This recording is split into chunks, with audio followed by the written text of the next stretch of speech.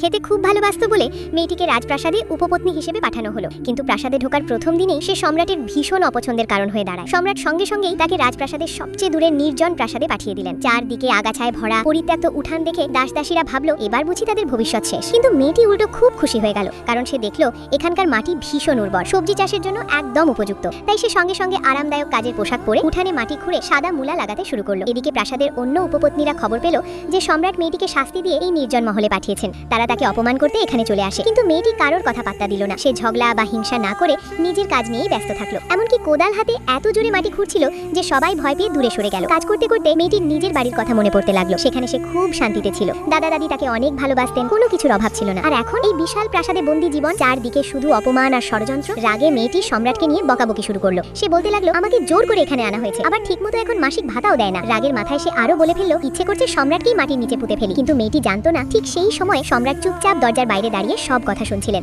পাশের খোঁজা বারবার ইশারা করে তাকে থামাতে চাইছিল, কিন্তু মেয়েটির রাগে এতটাই অন্ধ ছিল যে কিছুই বুঝতে পারেনি। হঠাৎ সম্রাট রাগী কণ্ঠে বলে উঠলেন তুমি এতক্ষণ কি বলছিলে? এই কথা শুনে মেয়েটির মাথা ঘুরে গেল। সে বুঝতে পারলো এবার সে সত্যিই বড় বিপদ ডেকে এনেছে, এবার তো সত্যিই শেষ।